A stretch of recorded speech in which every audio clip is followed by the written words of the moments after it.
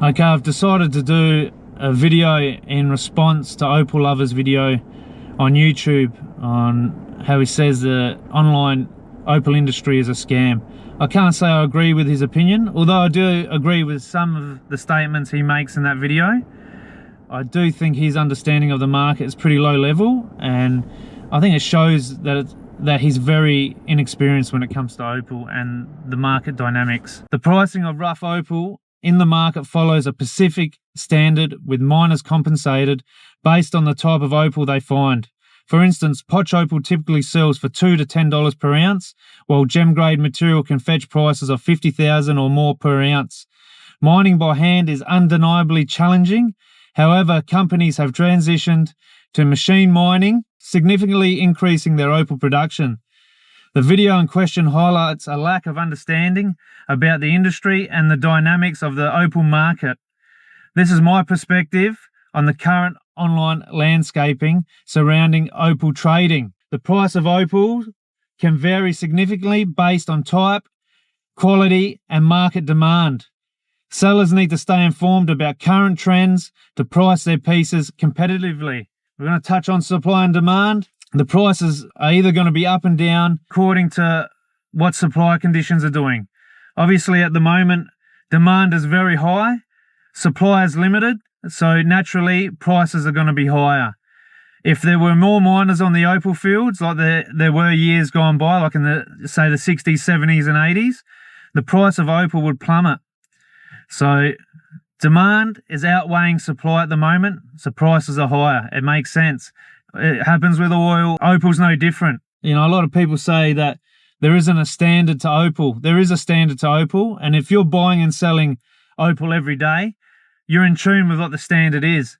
And also, if you're a miner producing large amounts of opal, you're also in tune to what the standard is too. So if I'm buying and selling all the time, the miners produce high volumes of opal, we go to do a deal, he's got his price on his opal, my offer is not going to be too far away from what he wants, because we're both selling. I'm buying and selling all the time. I know what the standard is. He's buying and selling all the time, so he knows what the standard is. Like I said, we're not going to be too far away. And the thing is with opal is, say gold is got a standard price of $6,000 AUD, give or take. The thing with opal is you can't say, oh, opal's worth $10,000 per ounce across the board. First of all, because there's so many different types of opal, and then within those types of opal, there's so many different grades. Knowledge gaps. This is a huge one, I think. Many resellers lack a deep understanding of the opal market, including how to assess quality and price pieces appropriately, leading to mispricing and poor sales outcomes. Sellers often fail to effectively map their market, which is crucial for understanding competitor offerings, pricing, and customer preferences. When you're buying and selling opal, everybody's got to get a lick of the ice cream. I buy from the miner, I've then got to be able to sell my opal and turn a profit. But not only that, the person I sell it to has then got to be able to sell it and turn a profit. An example of this is I sold some high-grade rough a couple of years ago now. I sold it for $1,500, I think the stone was. I wanted around $2,200 for it. I personally think I sold it a bit too cheap. Anyway, the customer was very happy. He cut a gem grade stone. He then went to the Lightning Ridge show that's held annually. He went up there and he went and seen a dealer, and a dealer offered him $4,000 for it. So that dealer could see value in the stone. He was willing to buy it for $4,000. This particular buyer of mine didn't want to sell it because he was probably attached to the stone, and it was probably one of the best stones he ever cut. And he didn't sell it. But obviously this opal dealer could see value in the opal, and then he could have probably flipped it and, I dare say, doubled his money. So he could have probably then on-sold it for $8,000, and then he probably would have sold it to a jeweler or someone who is making jewelry.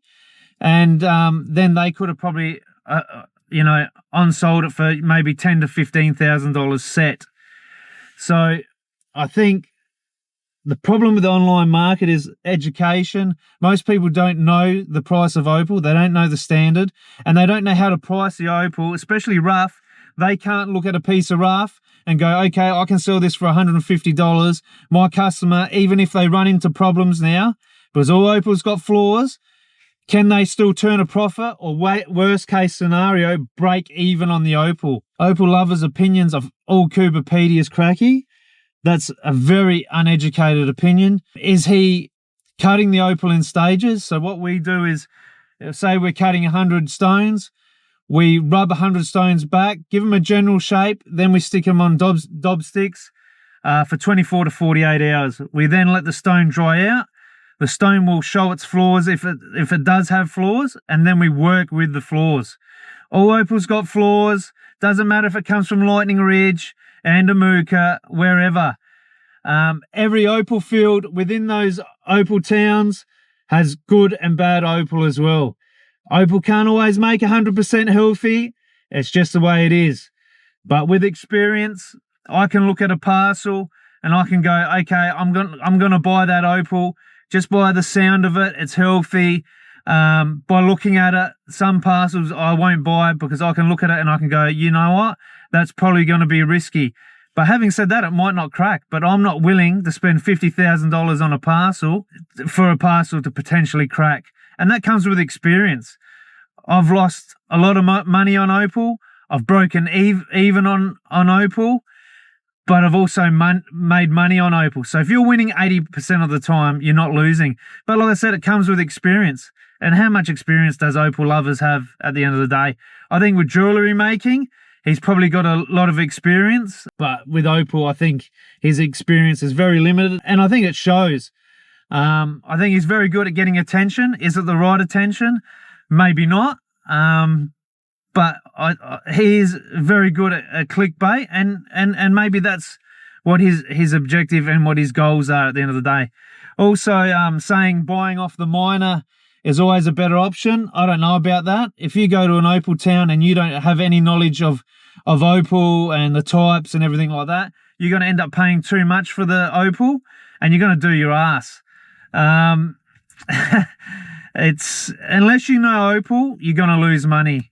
There you go. An Opal lover should go to Lightning Ridge and buy a $200,000 parcel, put his balls on the line, and we'll see if he turns a profit. Because, you know, he's talking pretty loudly, which is fair enough. He can say and do whatever he wants. It doesn't mean what he's saying or doing is correct. He should go put his balls on the line and even buy a $10,000 parcel, and we'll see how it goes from there. That's my opinion on what he's got to say, and there's a little bit of info on the industry. That is all. You can go now.